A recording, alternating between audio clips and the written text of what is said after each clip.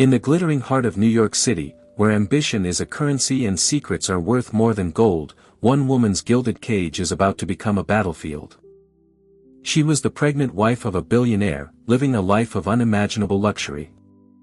But behind the floor-to-ceiling windows of their penthouse, a cruel ultimatum was delivered, one that would force her to serve her husband's mistress or lose everything, including her unborn child. This isn't just a story of betrayal, it's the story of a woman who finds an unbreakable strength in the depths of despair and the avenging brother who will burn an empire to the ground to save her. The crystal glass shattered against the marble floor, a sound as sharp and final as a gunshot in the cavernous penthouse. Rosalind didn't flinch. She was 5 months pregnant, her hands trembling, not from fear, but from a cold, quiet rage. Her husband, the man whose child she carried, didn't even look at her. His eyes, the color of old money and faded ambition, were fixed on the woman beside him. "Victoria is moving in," Sebastian Davenport said, his voice a silken threat. "And you, my dear wife, will attend to her needs. You will be her maid. You will serve her dinner, draw her baths, and do so with a smile. It's the least you can do for your keep." The penthouse on the 85th floor of 1 Vanderbilt in New York City was less a home and more a monument to Sebastian Davenport's ego. Floor-to-ceiling windows offered a god's-eye view of a city that groveled at his feet. The furniture was minimalist, expensive, and profoundly uncomfortable, chosen by a designer who valued aesthetics over humanity. It was a perfect reflection of its owner. Rosalind Ashford Davenport once believed this sterile opulence was the pinnacle of success. When she met Sebastian, she was a promising young architect, her mind brimming with designs for warm, functional spaces that fostered community. He was a force of nature, a tech billionaire who had built his empire, Davenport Dynamics, from the ground up. He'd swept her off her feet with whirlwind trips to Monaco on his private jet, lavish gifts from Cartier, and whispers of a future where she would want for nothing. He had kept his promise. She wanted for nothing because wanting required a soul, and hers had been slowly, methodically eroded. Her career was the first casualty. Sebastian had called it a sabbatical, a chance for her to relax and enjoy their new life.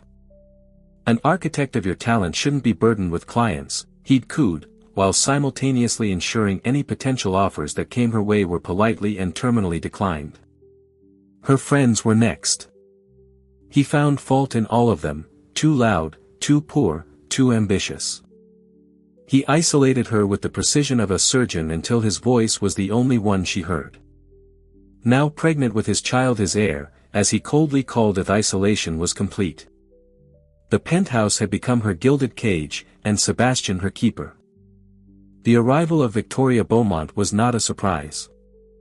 Rosalind had seen the tabloid photos, the late-night texts hastily deleted, the lingering scent of an unfamiliar, cloyingly sweet perfume on his custom-tailored suits. Victoria was everything Rosalind wasn't, a sharp-edged, raven-haired socialite with a reputation as ferocious as her ambition. She was the kind of woman who wore her cruelty like a designer handbag.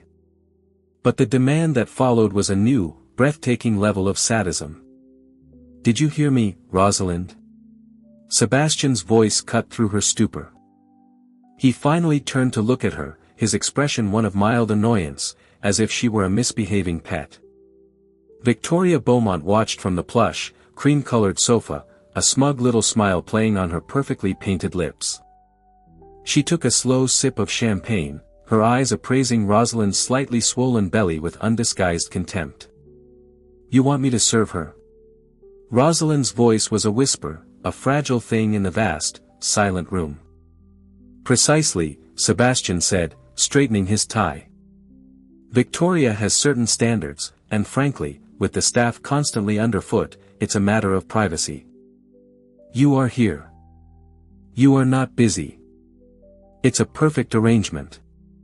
The logic was so twisted, so utterly devoid of empathy, that Rosalind felt a wave of dizziness. She placed a protective hand on her stomach. Her baby. This was the world her child was to be born into, a world where its mother was a servant to its father's mistress. Sebastian, please, she begged, the word tasting like ash in her mouth. I'm pregnant. I can't. I won't do this. He took a step towards her, his 6-foot frame eclipsing the city lights. He didn't raise his voice. He never did. The menace was in the quiet. You seem to be under a misapprehension, my dear. You think your condition affords you privileges. It does not. It is your single, solitary duty. You will do as you are told. Or you can walk out that door with nothing but the clothes on your back. And I assure you, the prenuptial agreement Mr. Finch drafted is as solid as the foundation of this building. You will get nothing, not a dime, and you will never see your child. The threat hung in the air, suffocating her. He had her. He knew he had her. He had built the cage and locked the door, and now he was amusing himself by rattling the bars. Victoria stood up, gliding over to Sebastian and linking her arm through his. She looked Rosalind up and down, her gaze lingering on the simple maternity dress. Don't be so dramatic, darling, she purred. Think of it as practice for motherhood, all that fetching and carrying. Now be a dear, and fetch me another glass of champagne. This one's gone warm. Rosalind stood frozen, the shattered glass at her feet a mirror of her own broken life. Every instinct screamed at her to run, to fight, to scream. But the cold, hard reality of Sebastian's threat held her in place. Her baby. He would take her baby. With a heart that felt like a lead weight in her chest, she nodded slowly, defeated. She turned and walked towards the kitchen, her bare feet carefully avoiding the glittering shards of her dignity on the floor. The sound of Sebastian's and Victoria's soft, triumphant laughter followed her all the way into the cold, sterile kitchen. She leaned against the stainless steel counter, took a shuddering breath, and allowed a single hot tear to trace a path down her cheek. It wasn't a tear of sadness. It was a tear of pure, unadulterated hatred. And in that moment, she made a promise to the tiny life inside her. This would not be their story. This would not be their end. The next 2 weeks were a masterclass in psychological torture. Victoria moved into the master guest suite, a palatial space with its own terrace overlooking Central Park. Her presence filled the penthouse like a toxic gas. Her demands were constant, petty, and designed for maximum degradation. Rosalind was to wake at 6 a.m. to prepare Victoria's freshly squeezed celery and kale juice. She had to hand-wash Victoria's silk lingerie because the machine ruined the delicate lace. She was required to be present, but silent, during Sebastian's business calls, ready to fetch a file or a glass of water at a moment's notice, a ghost in her own home. The true crucible, however, was the dinner party. Sebastian was entertaining a group of Japanese investors for his latest venture, a controversial AI surveillance technology. It was a multi-billion-dollar deal, and the penthouse was transformed into a stage for his power. Caterers and serving staff moved with quiet efficiency. But Sebastian had a special role for his wife. You will serve Victoria directly, he had instructed her that morning, his words clipped and final. You will be her personal attendant for the evening. You will wear the black dress. No jewelry. The black dress was a simple, formless sheath she had been given by the household manager. It was a uniform.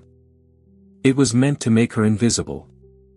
As the guests arrived, a sea of expensive suits and glittering gowns, Rosalind stood by the wall, her heart pounding a frantic rhythm against her ribs.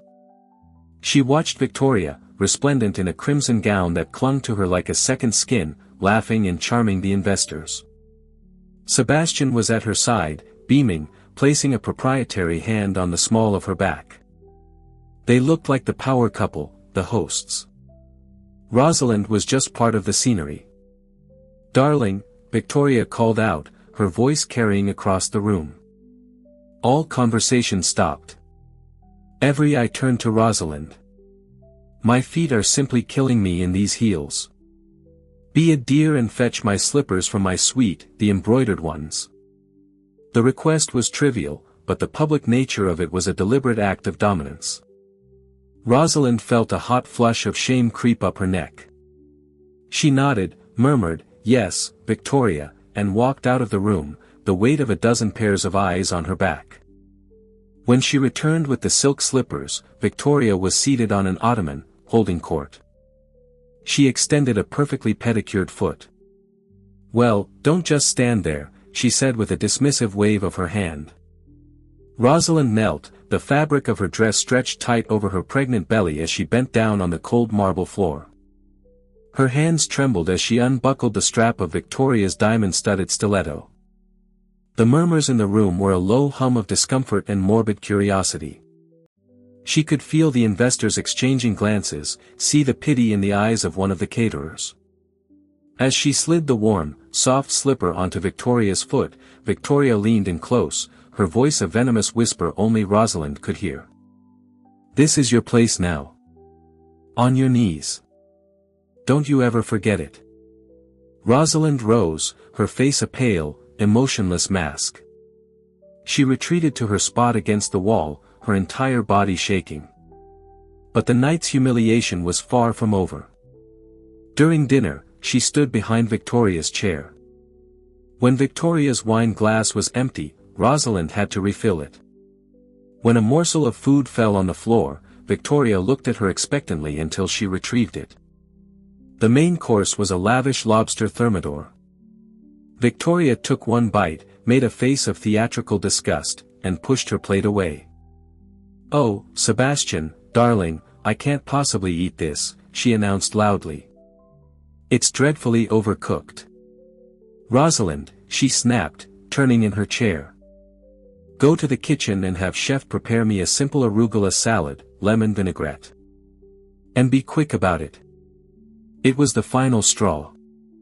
It wasn't the command itself, but the public, calculated cruelty behind it, to be dismissed, to be sent away from the table like a disobedient child in front of these powerful men whose respect Sebastian craved.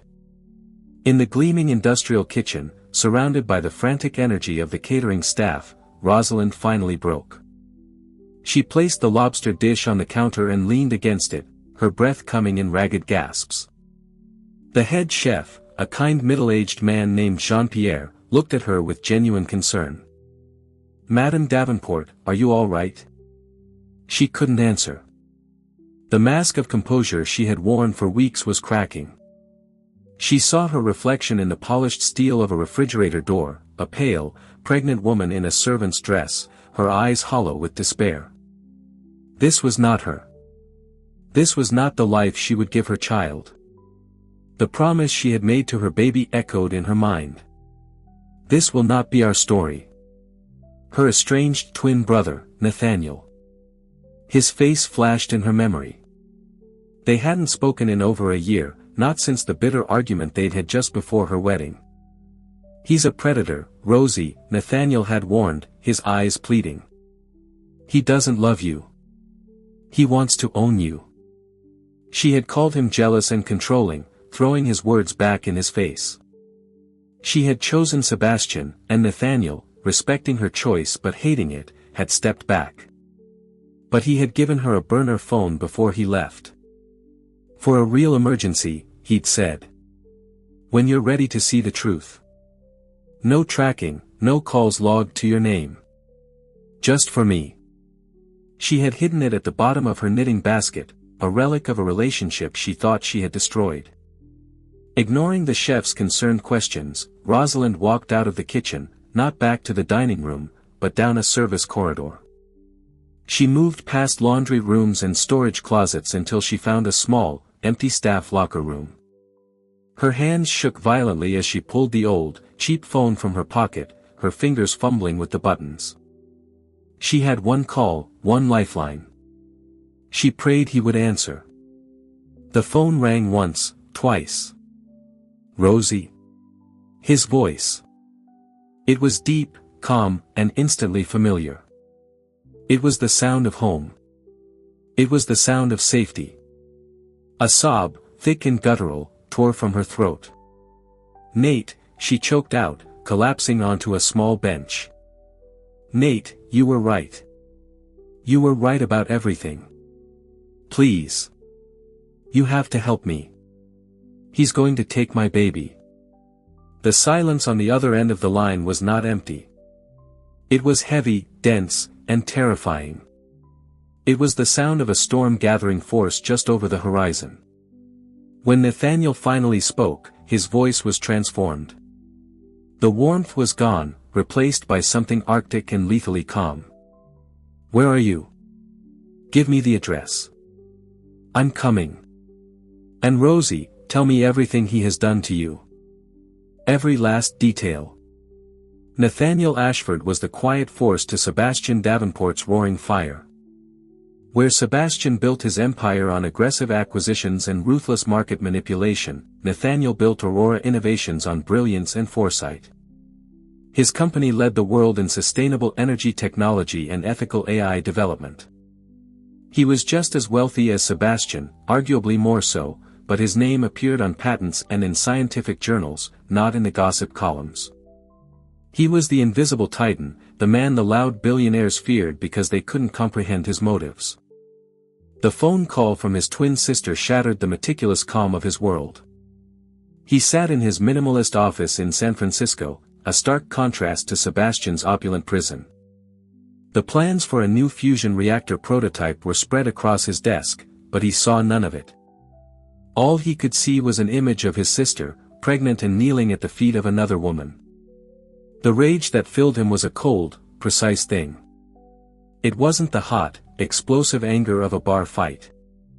It was the chilling, calculated fury of a grandmaster at a chessboard who has just seen his opponent make a fatal mistake. "I'm booking a flight," he said into the phone, his voice betraying none of the seismic shock he felt. "I'll be in New York in 6 hours. Do not let him know you've spoken to me. Do you understand? Go back out there. Play your part. Endure it for a few more hours. It's the last time you will ever have to. What are you going to do?" Rosalind's voice was barely a whisper. "I'm going to do what I should have done 5 years ago," he said, his voice dropping lower. "I'm going to take out the trash." He hung up, and the gears began to turn. His first call was to his chief legal counsel, a shrewd, silver-haired man named Arthur Finch. Finch had been with him since the beginning, a man who could find loopholes in an ironclad contract and turn them into gaping wounds. "Arthur," Nathaniel said, dispensing with pleasantries, "clear my schedule for the foreseeable future. We're going to war. I want you to re-examine the prenuptial agreement between Rosalind Ashford and Sebastian Davenport. I want you to find me an angle. Duress, fraudulent disclosure, anything. I don't care how thin it is. I want a weapon." "Understood," Finch replied, his tone immediately serious. He knew better than to ask for details yet. Nathaniel's second call was to Jenna Petrova, a legendary, near-mythical figure in the cybersecurity world. A former activist who had once brought a G7 summit's digital infrastructure to its knees, she now ran a private security firm that worked exclusively for Nathaniel. "Jenna, I have a target," he said, pulling up a file on his computer. "Davenport Dynamics. I want everything. I want a full-spectrum analysis. Financials, internal communications, R&D, personal emails. I want to know where every dollar is buried, every secret project, every skeleton in Sebastian Davenport's closet. I need leverage, and I need it yesterday. Give me 24 hours, Jenna's voice crackled back, filled with professional glee. I'll give you his soul." His final act before leaving for the airport was to pull up his own company's portfolio. He scanned the list of venture capital arms and subsidiary investment firms Aurora Innovations controlled. His eyes landed on a boutique firm called Argent Capital. It was a small, aggressive firm known for orchestrating hostile takeovers. It was also, through a series of shell corporations, entirely owned by him. He made a call to its director. The plan coalescing in his mind was audacious, brutal, and elegant in its simplicity. He wasn't just going to rescue his sister. He was going to dismantle Sebastian Davenport's life, piece by piece, until nothing was left but the rubble of his own arrogance. 6 hours later, Nathaniel's jet touched down at a private airfield in Teterboro, New Jersey. He hadn't slept. He had spent the entire flight orchestrating the opening salvos of his campaign. As he stepped out into the cool night air, his phone buzzed. It was a message from Rosalind on the burner. "He's asleep. The party is over. I'm so scared, Nate." Nathaniel typed a quick reply. "I'm here. I have you. We just need to get you out of there tomorrow. Be ready." He got into the back of a waiting town car, the city lights of Manhattan glittering like a diamond necklace in the distance. He looked at the shining spire of One Vanderbilt, at the pinpoint of light on the 85th floor where his sister was trapped. He thought of her, his twin, the other half of his soul, being forced to her knees. A cold smile touched his lips, a smile that would have terrified Sebastian Davenport had he seen it. He was coming, and hell was coming with him. The next morning, Rosalind moved through her routine in a fog of adrenaline and terror. She prepared Victoria's kale juice, her hands steady despite the frantic beating of her heart. Every creak of the floorboards, every distant siren made her jump. Nathaniel's instructions had been simple and clear. Act normal. At 10 a.m., you will receive a call from a Dr. Matthews regarding a complication with your prenatal scans. You will feign distress. You will insist on going to the hospital immediately. You will refuse to let him or anyone else go with you. Say you need to be alone. It was a brilliant plan. Sebastian's obsession with his heir was the one vulnerability Nathaniel could exploit. Any perceived threat to the pregnancy would be taken seriously. At 9:59 a.m., Rosalind was in the living room, ostensibly organizing a bookshelf. Sebastian was on a conference call in his home office, the door ajar. Victoria was still in her suite. The burner phone in her pocket vibrated. She quickly silenced it and waited. A second later, the main house line rang. The household manager answered. "Madam Davenport, a call for you. A Dr. Matthews." Rosalind took a deep, steadying breath and took the receiver. "This is Rosalind Davenport." "Mrs. Davenport," came a calm, professional female voice, an associate of Nathaniel's, no doubt. "This is Dr. Matthews. I'm reviewing the results from your ultrasound last week, and I've spotted a slight anomaly I'd like to look at more closely. There's no need for alarm, but I'd like you to come in this morning if you can." Rosalind let the receiver clatter to the floor, her hand flying to her mouth. She let out a small, sharp cry of distress. It worked perfectly. Sebastian was out of his office in a second, his face a mask of concern. Not for her, she knew, but for his precious cargo. "What is it? What's wrong?" "The doctor," Rosalind stammered, injecting a note of panic into her voice. "The scans. She said there's an anomaly. She wants me to come in right now." "I'll have the driver bring the car around," Sebastian said immediately, already reaching for his phone. "No," Rosalind said, a little too forcefully. She softened her tone. "No, please, Sebastian. I need to do this alone. I need to get my head straight. Please, just let me go by myself. I'll call you the second I know anything." He hesitated, his control-freak nature warring with his desire to appear accommodating.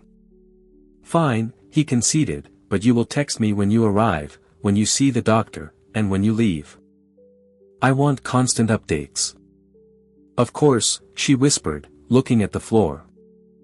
15 minutes later, she was in the back of the Bentley, being driven not to her usual obstetrician on the Upper East Side but to a nondescript medical building in Midtown that Nathaniel had specified. She had nothing with her but the purse on her lap, inside of which was the burner phone. The car pulled up to the curb. She got out, told the driver to wait, and walked into the lobby. As soon as the glass doors slid shut behind her, she walked straight through the lobby and out a side exit. A black town car was waiting, idling by the curb. The back door opened. Nathaniel was inside. The moment she saw him, the dam of her composure broke. She scrambled into the car, and he pulled her into an embrace. She was home. For the first time in 5 years, she felt the unconditional, fierce protection that she had so foolishly traded away. "It's okay, Rosie," he murmured, his hand stroking her hair. "You're safe now. It's over." He handed her a bottle of water and a small protein bar. "Eat. You need your strength." As the car pulled into traffic, heading for a private airport in Westchester, Nathaniel's phone buzzed incessantly. He glanced at the screen. A new email from Jenna Petrova. Subject: The Davenport Dossier. He opened it. It was a thing of beauty and horror. Jenna had found everything. A hidden Cayman Islands account with millions siphoned from corporate funds, a string of emails detailing a plan to steal patented solar technology from a German competitor, and the crown jewel, evidence that the foundational code for Davenport Dynamics' flagship AI software, the very code that had made Sebastian a billionaire, was not his own. It had been stolen years ago from his then partner, a brilliant programmer who had later died in a mysterious hiking accident. Nathaniel's eyes narrowed. This was more than enough. This wasn't just leverage. It was a nuke. "Where are we going?" Rosalind asked, her voice stronger now. "To a safe place," he said, turning the phone screen away from her. She didn't need to see the ugliness he was about to unleash. "A house I own in Napa. It's quiet, secure. You can rest. You can be safe.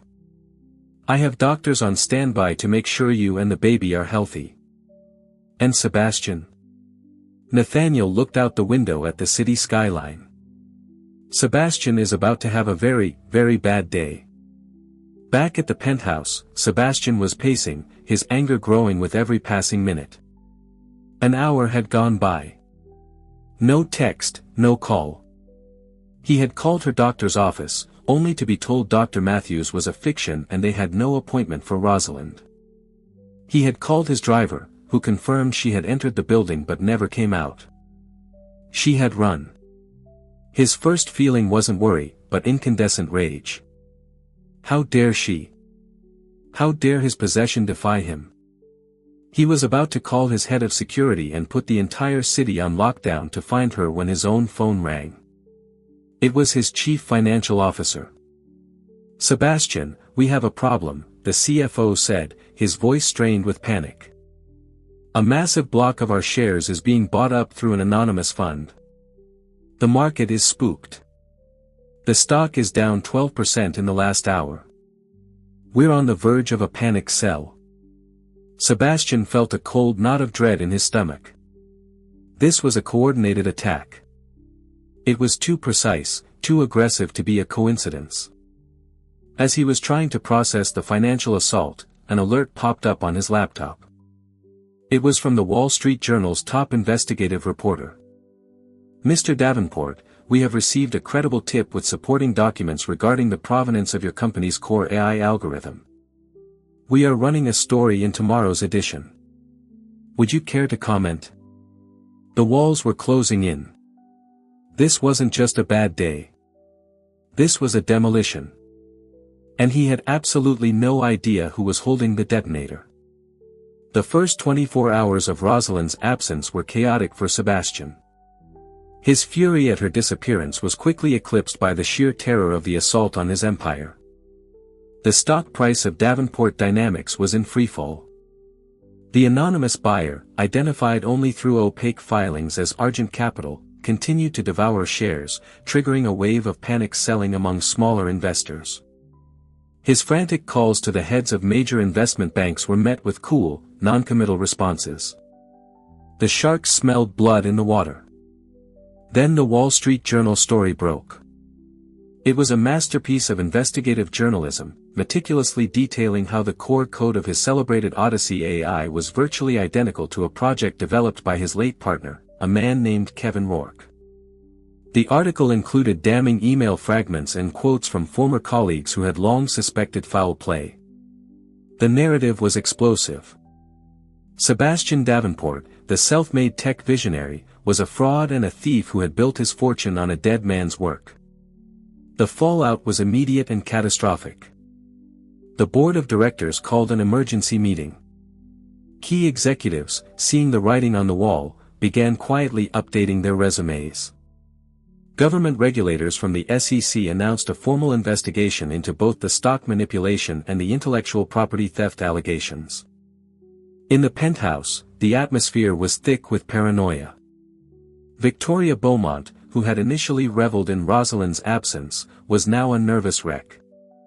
Her world was propped up by Sebastian's wealth and power, and both were evaporating before her eyes.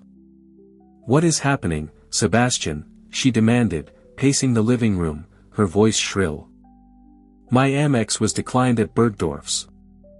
Do you know how embarrassing that is?" "It's a temporary liquidity issue," he snarled, throwing his phone down on a glass table. "Someone is trying to ruin me." "Well, they're succeeding," she shot back. "And where is your pathetic wife? Do you think she has something to do with this?" Sebastian laughed, a harsh, humorless sound. "Rosalind? Don't be ridiculous. She doesn't have the intelligence or the spine to orchestrate something like this. She probably ran off to some women's shelter. No, this is a professional, a rival, someone who has been planning this for years." He was wrong. The architect of his destruction was not a faceless rival, but a man with his sister's eyes. From a serene, sun-drenched villa in Napa Valley, Nathaniel Ashford watched the demolition with cold satisfaction. He sat on a wide veranda overlooking rows of grapevines, a laptop open in front of him. A live feed showed the plummeting stock ticker for Davenport Dynamics. Rosalind was sleeping inside, looked after by a private nurse.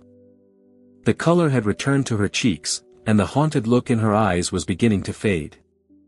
For the first time in years, she felt safe. Nathaniel had forbidden any news of the outside world to reach her. Her only job was to rest, heal, and focus on her pregnancy. The revenge was his burden to carry. Arthur Finch, his lawyer, sat opposite him, a stack of documents on the table. Argent Capital now controls 38% of the voting shares, Finch reported. We've swayed two of the largest pension funds. By the time the board meets tomorrow, we will have a controlling interest.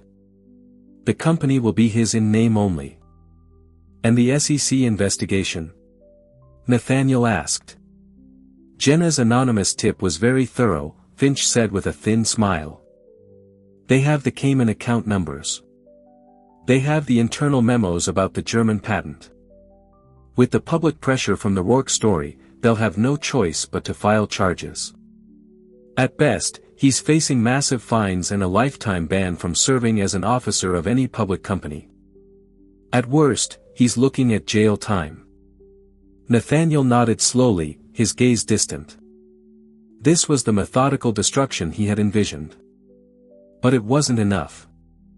The public humiliation, the financial ruin that was for the world. He needed something for Rosalind. He needed to look Sebastian Davenport in the eye as his world turned to dust. There's one more thing, Arthur, Nathaniel said, closing his laptop. Sebastian has called an all-hands emergency meeting at his headquarters tomorrow at noon. He's going to try to rally the troops, Project Strength.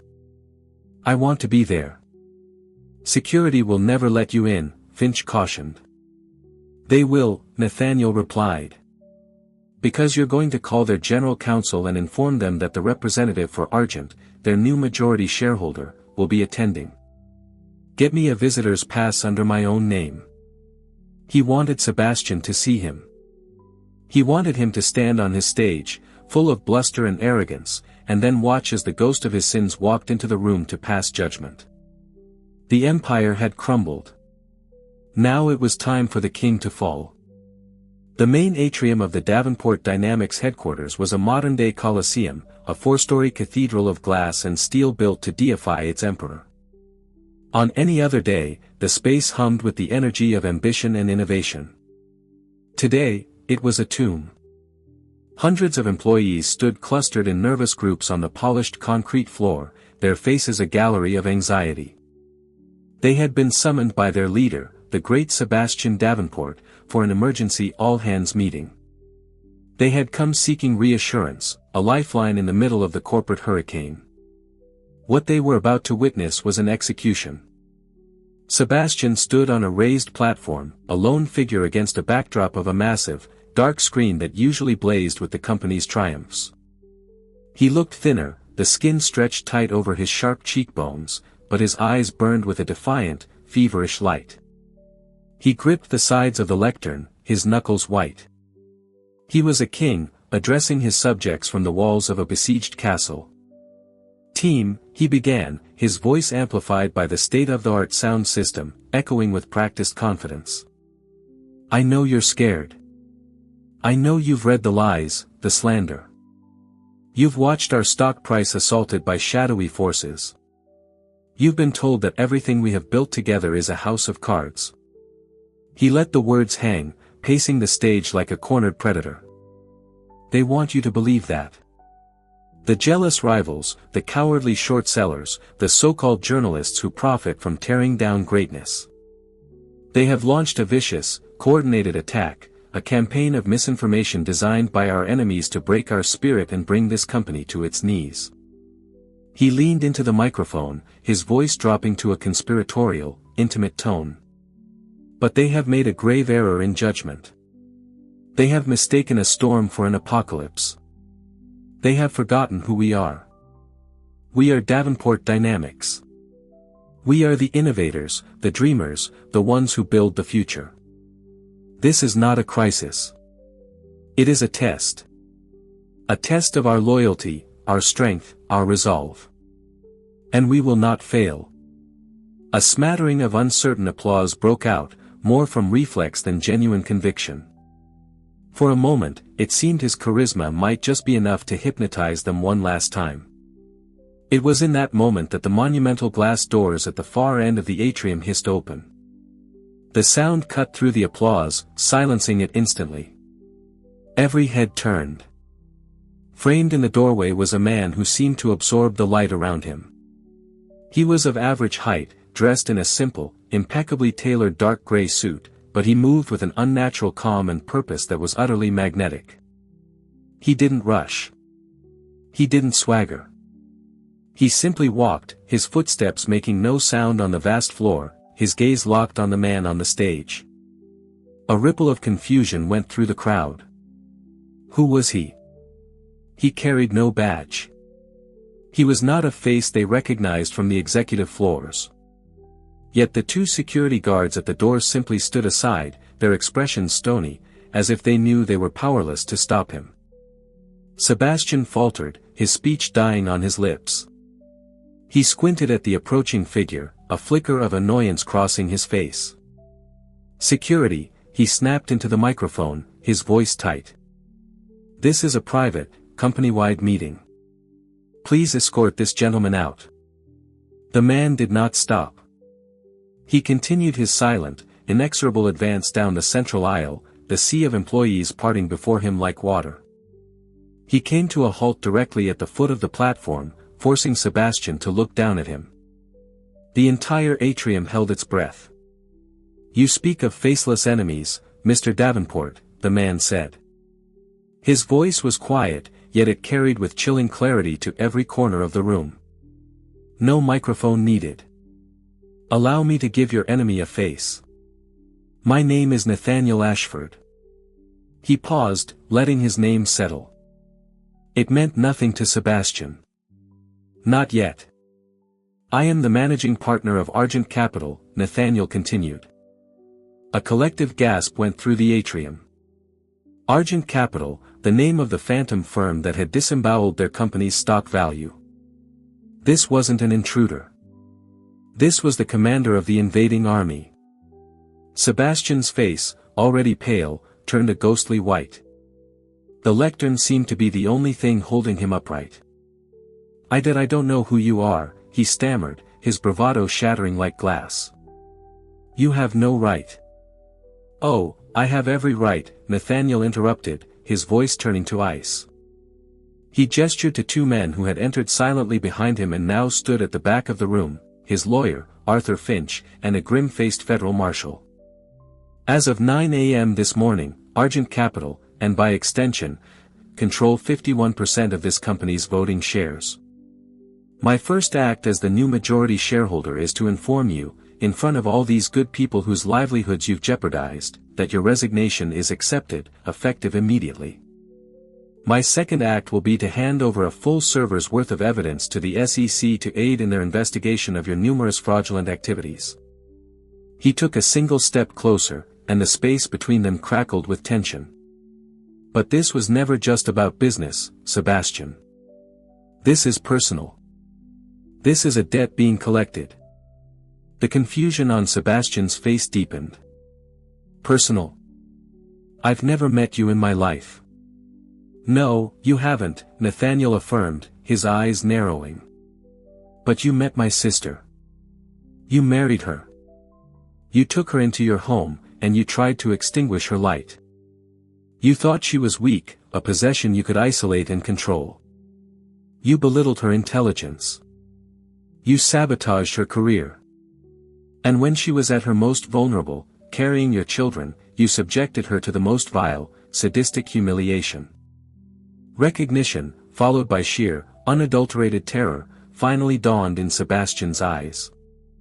He connected the dots. The name Ashford, the face a sharper, harder, masculine version of Rosalind's. It was all there. Rosalind, Sebastian breathed her name, the sound a ragged admission of guilt.